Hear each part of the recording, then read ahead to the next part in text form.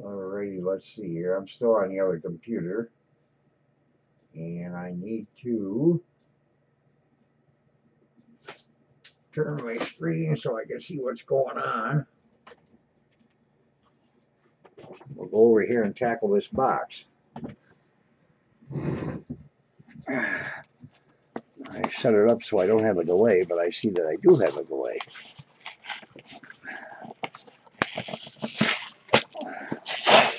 Let's see what we got here.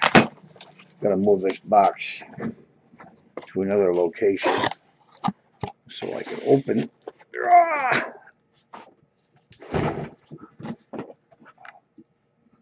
The rolls, and we'll see what we get as we go. All right then.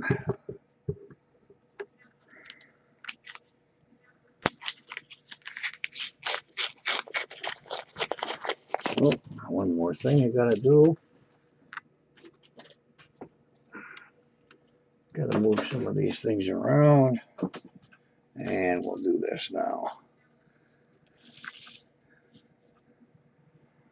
What I'm generally looking for is pre-1960, and if there's any particular, well, I don't do that very often. If there's any particular coins, error coins that I'm interested in, I'll hang on to them. I'll take a look. Excuse me, and set them aside for a little bit more scrutinizing later. There's a 53 Denver.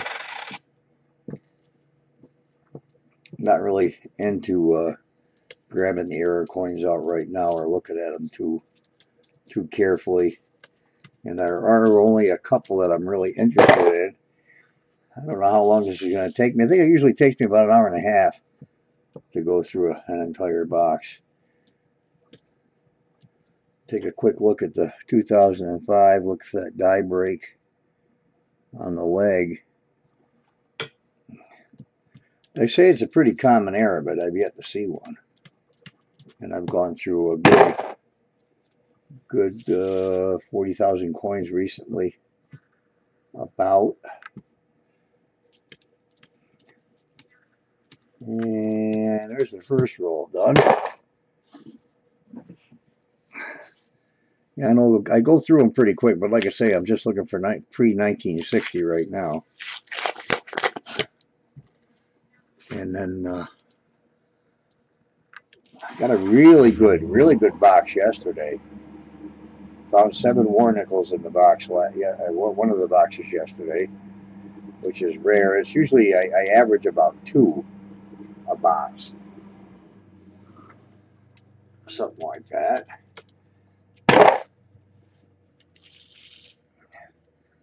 I see a lot of different methods of going through coins. I take a quick look at the obverse of most of them before flipping them over. And like I say, I'm not really interested in errors right now. Unless it's the 2005 I'll look at. I know they say there's 1986 Canadian. Get quite a few Canadians, probably 30 a box. Something like that. We're close to Canada. I'm south of Buffalo. So I'm only about 75 miles to the border as the crow flies. But I think today we're going to find, I have a feeling I'm going to find a 38 or 9 DRS. I found a 38S. So 4 boxes ago. And the best I've ever had when I first started collecting coins again. About 4 months ago I started. And the very first box I opened, the very first box, was a 1950D. And it's an extra fine to AU condition. Beautiful coin. I posted it in the coin roll hunting group that I'm on in the Facebook. I don't know. I haven't found nothing quite that good since. Have found a couple of 139D, a couple of 38S's, and I think since I started collecting again, I'm up to a roll and a half of war nickels, which isn't bad. That helped you last night by finding 7 of them in one roll. It's really strange too that the 2009, I have out of 30,000 nickels, say about 30, 35, 30, 32,000, something like that, 34. I've only found to date 12 2009s, and I know the mintage was really low. I'll go back to that last one there. It's a really nice looking 79, but if there aren't any steps, I don't want it. You know, nice shiny coins really aren't all that great if they don't have detail. And it's really strange too that you do get a lot of coins that are they have the mint luster of you know, when they were minted. They're really bright and shiny, but the detail's gone. If you don't have, now there's a, I showed you on the camera. I don't think this camera is going to pick up, even though it is the 920C, the Logitech 920C. Ooh, I'm having some live issues. I just noticed on the camera there that we had a pause in we had a pause in the video. That 920C is not focusing well, and it's really bothersome. I had a 615 prior to the 920 to make different videos,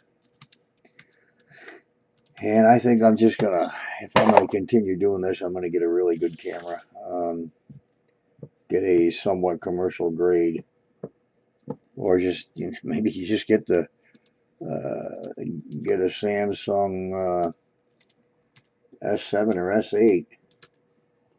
Got great cameras, great cameras on those phones. I won't get an iPhone. I won't support iPhone. I don't like iPhone. They got you coming and going when you want music. You can't just add music to your phone without going through iTunes. And I'd rather have an Android that I can just take some of my music library off my computer and do it that way. You know, doing this exactly as I did back in the 60s when I first started collecting. This row of coins right here would probably have at least, I would say, 3 from the early to mid 40s, and probably at least 1 war nickel out of 10 or 12 coins in 1966. Because I mean, they weren't being hoarded so drastically back then. And there's a 47 Philadelphia. They weren't being hoarded, and we were also finding quite a few buffaloes still in circulation, and a few V-nickels. Of course, we were getting, what we were doing was, as I said in previous videos, we would get loose bags of nickels and pennies from the bank, and they were from our parking meters here in town.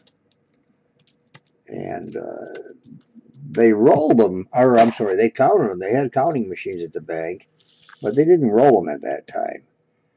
But they expected when you brought the money back in that it was to be rolled. The only loose coin that was brought to the bank was the parking meter money. They didn't require the city of Olean to roll their coin. And I'll tell you, we really found some great stuff back then. I can remember at least in the first year and a half, I found at least 4 or 5 50Ds. They weren't in the greatest of conditions. Some of them were. Some were really very fine or better. Get out of the way.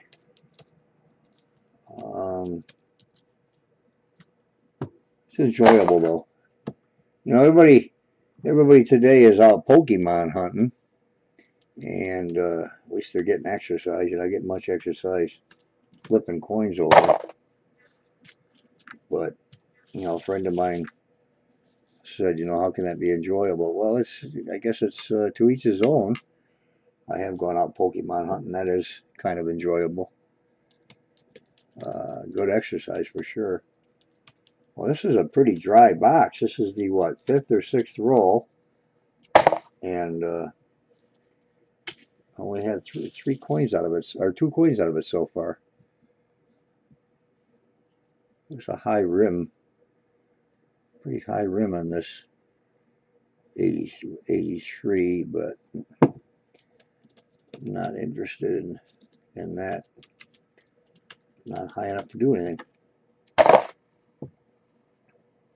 I know the other error in the 2005 is the double die, the trees on the back there. And that's just, I don't know, I keep looking at these new errors, and you know, the slightest little discrepancy in the die, and it becomes an error. And nowadays it seems like there's more errors than there is in numismatic value in coins. I think it's a little bit silly on some of them, you know, just a little on the, what the hell happened to that one? Got all chewed up by something. A couple of them stuck together there with a big chunk of goo on that one. I don't know, I just think some of the errors might be just a tad overrated.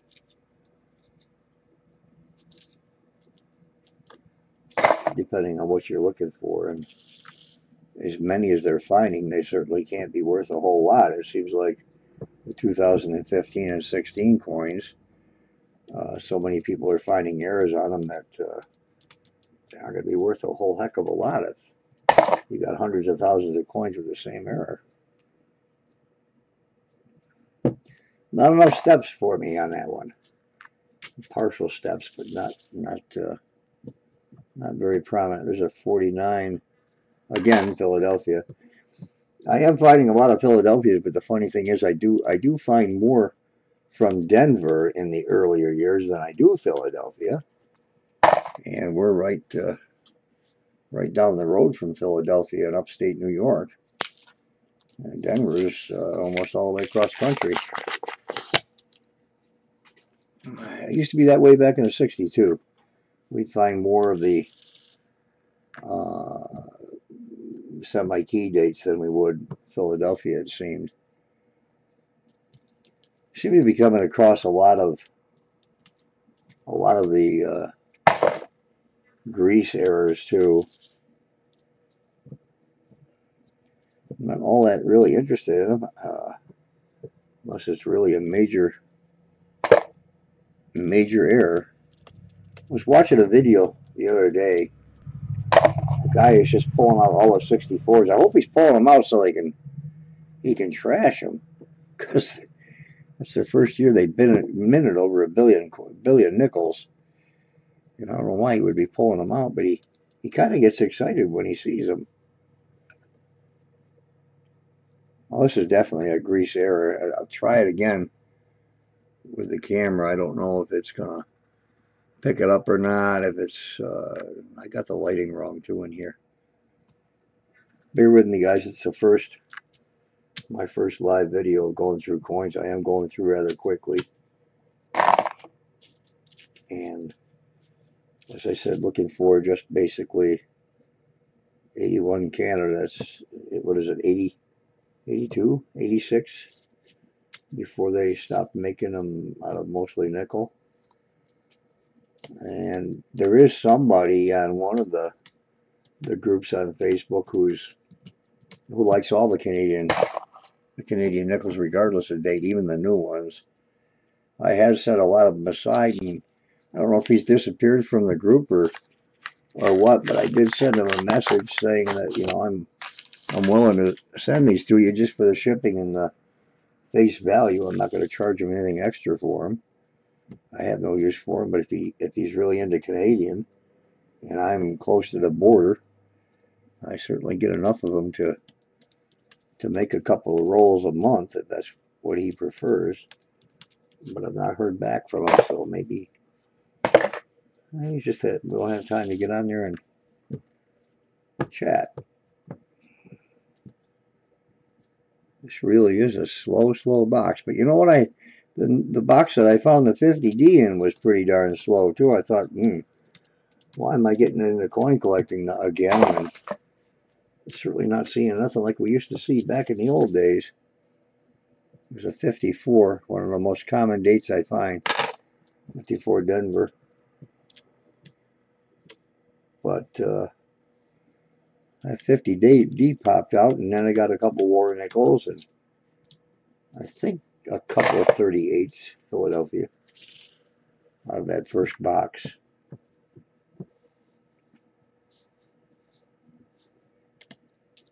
But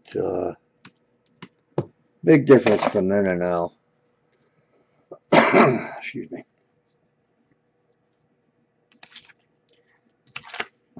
I notice a lot of people really having trouble in dumping their coins out and stuff because they can't get the rolls open. And I keep my nails just about at maybe not an eighth of an inch long on my thumbs, and I've got really strong nails, so I can rip open the ends pretty quickly and just lay them out real nice and not have to fight and struggle with them so much. Well, some of these coins are chewed up like they went through a grinder or something. You notice in one of my earlier videos, was it yesterday? Of course, there's so darn many nickels lately. I can't remember what day is what, but most of the box, the teller told me she had a box that she knew I hadn't seen because most of them were hand rolled. And I, of course, said, sure, I'll take that. And I didn't want to look at any of the rolls and see if there was something written on any of them. I just pulled them out of the box individually. And I got to one that was a totally different wrapper. And it was a roll of uncirculated 72s. 54. Is that a D or an S? Another 54D. No 2009s. I see the 2009s are going for as much as $25 a roll. Circulated condition on eBay. 39 million minted, you know, they're going to be worth something someday. And a lot of them, of course, are going to get destroyed. There's a beautiful 88. And it's full steps, too. I mean, that's definitely in... I don't know, guys, if this camera's seen it because I have a delay on the video. I'm looking over once in a while just to make sure it's going okay. And I'll keep that out. That's definitely uncirculated, or, you know, lightly circulated, because obviously it's circulated because I've got it. But it must have just been thrown in, or somebody had it in a box somewhere and pulled it out, because it doesn't have any wear hardly at all on it. No nicks, barely any nicks on it at all.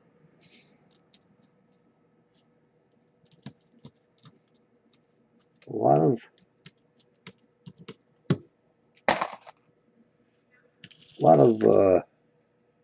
what the heck? Looks like another grease there. The unum, the top of the nickel, is barely visible. The coin isn't worn. It's a 1976 Philly. Front looks okay, but the back is, that unum is, I'm going to pull it out, take a better look at it with the other magnifying glass.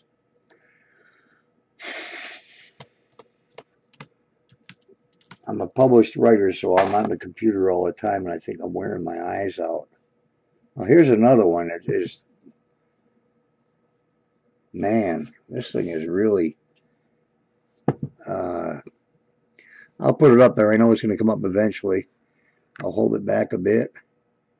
It's just, that's a grease error and a half. There's hardly any detail to it. It's not worn. It's not, this is not from being worn or chewed up by anything. It just doesn't have any detail to it.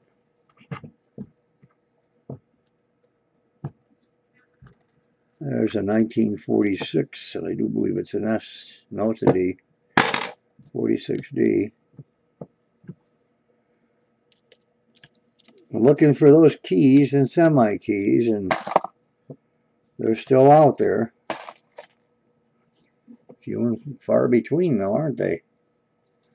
3, 4, 5, 6, 7, 8, 9 coins out so far. I think I've been averaging between 45 and 60 coins per box that I hold out. There's a 52 Philadelphia. It was the year I was born. Yeah, I'm old. Again, I'm gonna, you know what? I am, even though I've been interested in coins since I was a teenager and collected really heavily for 10 years, I think I have to admit I'm not really all that familiar with these grease errors, as they call them. A grease-filled die. I've read up on it, and I've, listened to people online talk about it. I don't know are they really worth anything. I've seen them listed anywhere from $2 to $200. So I guess it's all in what people want. I sure as heck wouldn't pay $200 for a grease-filled die error. It's just a smudged up coin, or a coin that didn't mint well.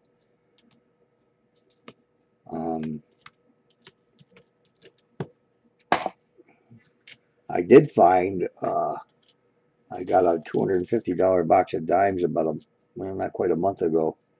And I found, I don't have it sitting close by here, I found a really, I think it's off-centered by 18% about. Really messed up as soon as I looked at it. As soon as it unrolled from the roll, I said, what the heck is going on here? It's got a good, between a 16th and an eighth of an inch of rim on one side. Date was 2009. Nice looking dime, but it was really screwed up. They sneak out every once in a while.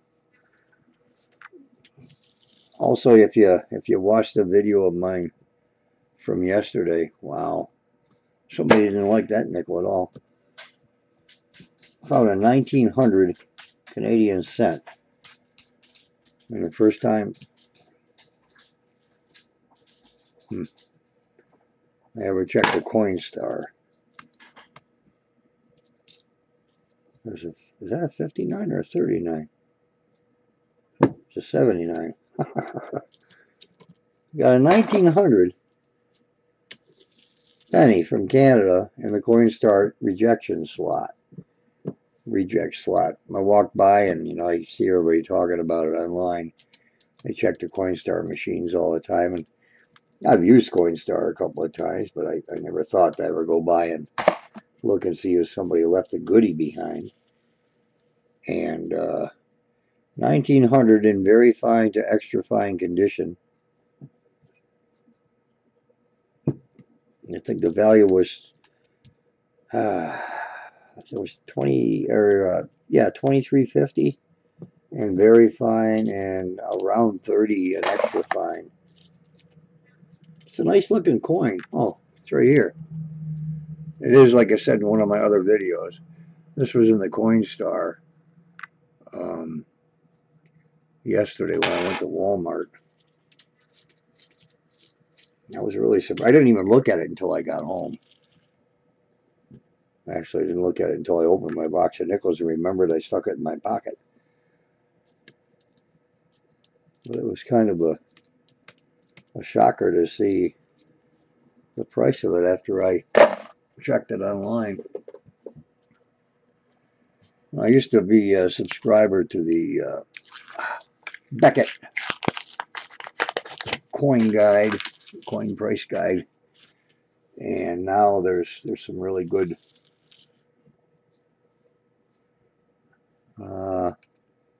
Here's a 39, and it's worn, and right on the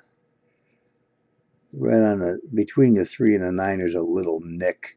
There's a couple nicks in it. It's worn on the rim, and it is a Philadelphia, of course, because we're close to Philadelphia, so therefore, you know, the key coins and semi-key coins are all from Philadelphia. Another 2005, and the leg's intact. You know, I've seen some of these posted on various sites, the 2005 with the leg, the die break, and a couple of them that I saw on eBay just didn't look any different than the one without the die break. I think sometimes people are seeing things that aren't there. I compared it to other pictures of a normal 2005, and they were identical. When it's the one that I did see that was definitely, wow, that's really a good, stick it out, 2000. The one that I compared it with the good leg was a big difference. I mean, you could see the major break in the leg, but some of them just, they look a little light, but not completely gone at the top.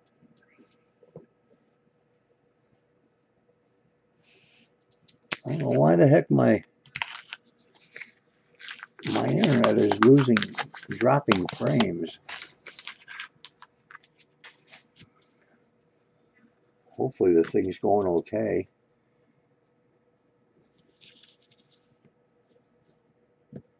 I don't think there's even any viewers out there right now. I posted this in the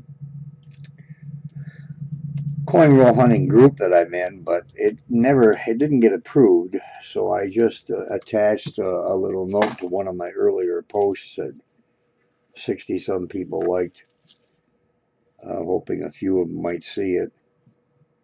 Hey, look at that. That's the first time, and I'm going to keep it just for the heck of it. It's got an R stamped into it. Somebody stamped an R into Jefferson's face, so I'll keep it. Of course, it ain't worth nothing. We know that, but just the odd things that you find.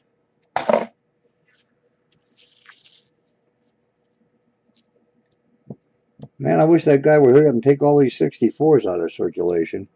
There's 1, 2, 3 of them in this, just in the 10 coins I took out.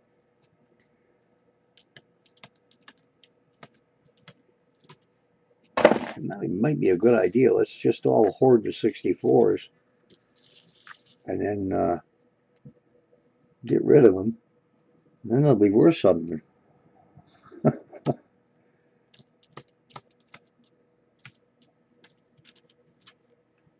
I'm zipping through this box.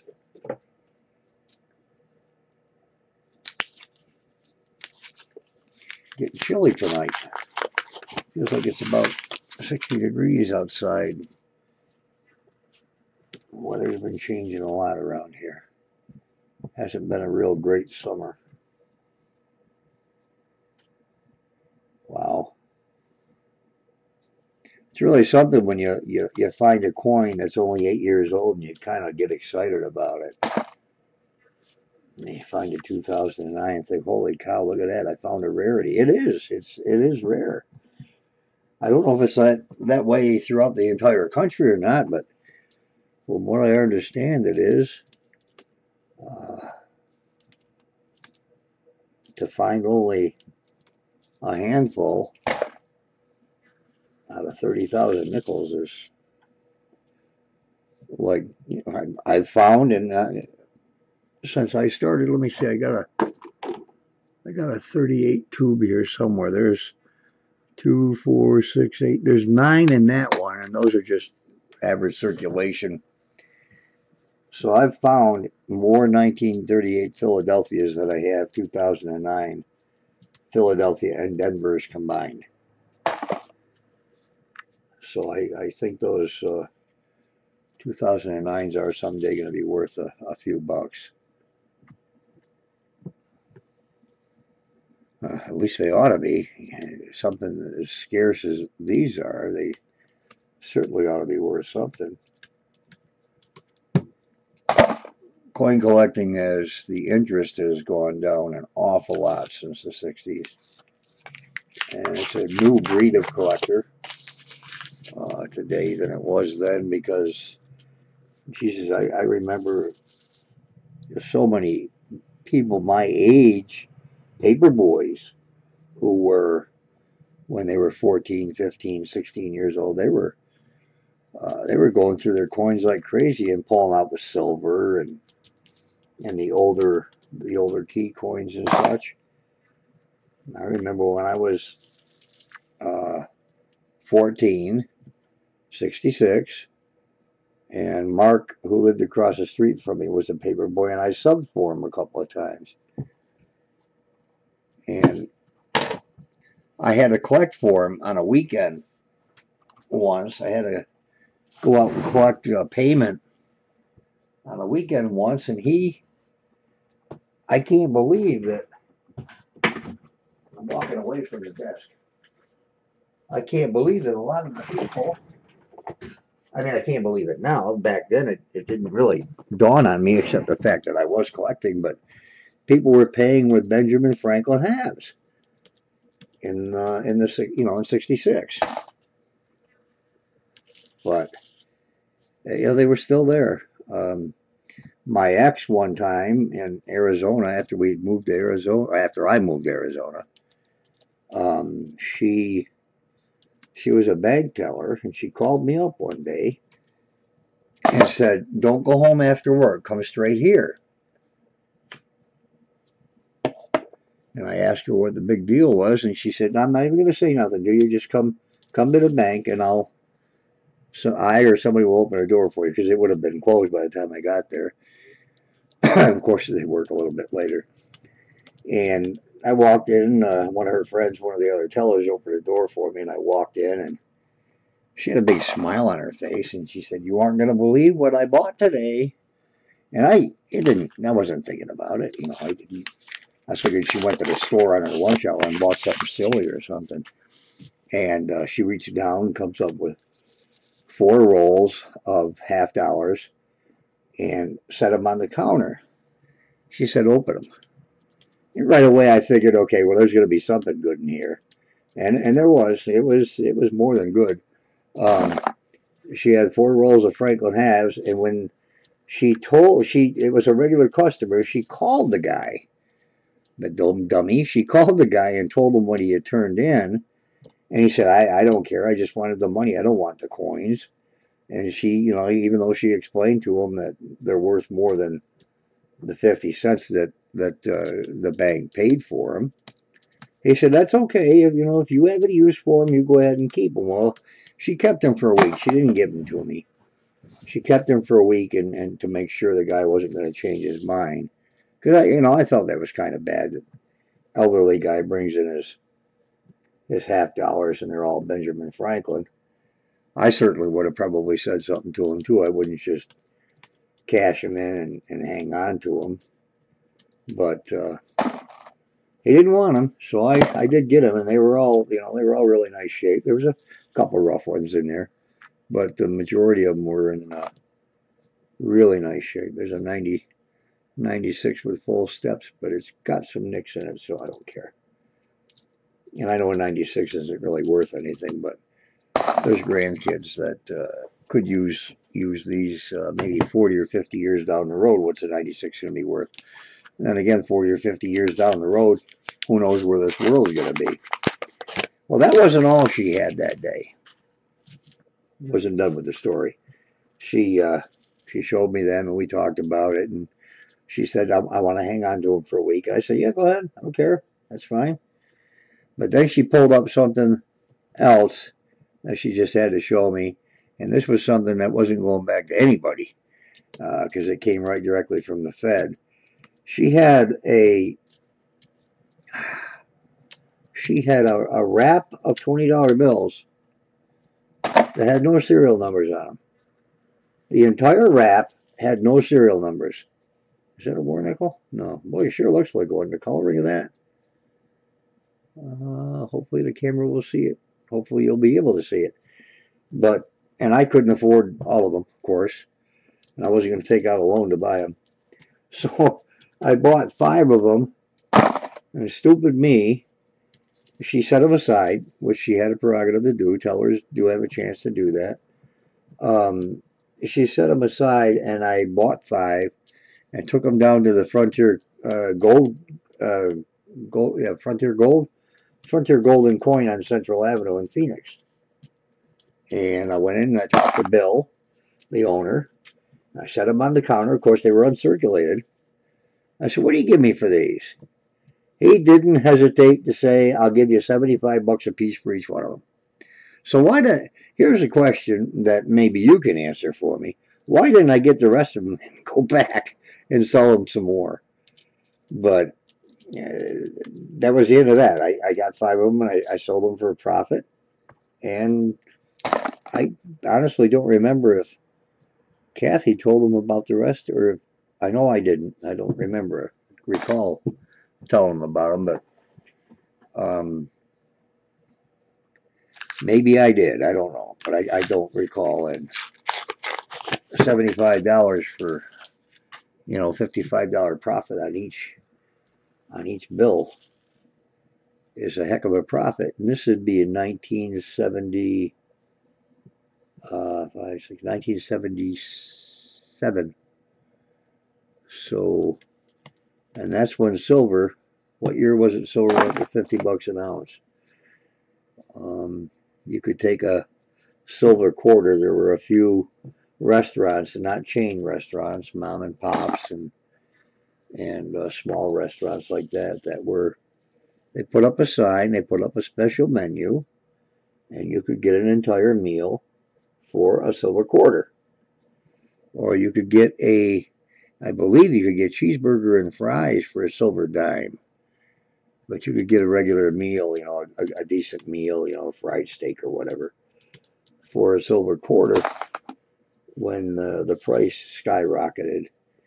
And I knew a couple of guys that worked at that were at Luca Air Force Base. They were in the Air Force, and one talked to the other one, and they both talked each other into mortgaging their homes out in Goodyear, Arizona, to go out and buy silver. And I guess I know one did for a fact, and then silver plummeted, and he lost his house. And the outcome, his income with the Air Force just didn't give him enough to get caught up. So, investing in precious metal is one thing, but having a little common sense in doing so is another.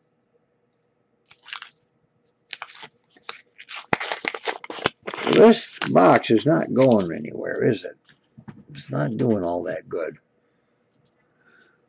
Hoping to find that 38 DRS or 39 DRS. I think it's going to be in this box tonight. I really do. And I'm really zooming through these. Maybe I'll just go through half the box and then just do the other half, not live. I don't even know why I'm doing it live. Live chat is there, and I don't see anybody. So, and I've been doing this for 40 minutes and 8 seconds right now. Another grease error, as they call it. That's what I'm assuming it is, because that's what it looks like. That is an absolutely gorgeous, beautiful 2004 P. Now, is it a P or is it an S? It almost looks like, no, it's Philadelphia. Look at that coin.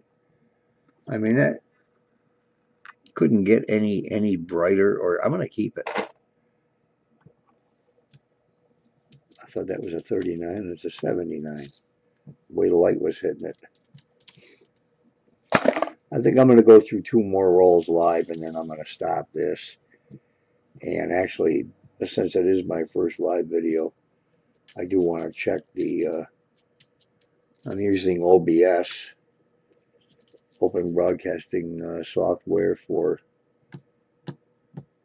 recording. What is that, 57? Yeah. And I'll check and see how the dropped frames are. Maybe I'll just go ahead and delete this if nobody's already seen it. And then again, maybe I'll leave it up to see how stupid I sound when I sit here and talk through a whole video. Oops. One more roll. That'll be about 2, 3, 4, 5, 10, 15. Now I've only gone through. I've only gone. This my 19th or 20th roll in this box, so this will be the last one live, and then I'll check and see how the video is going. There's a lot of lost frames. I'm gonna have to check the internet, or possibly run a cable directly to the modem so I get full strength.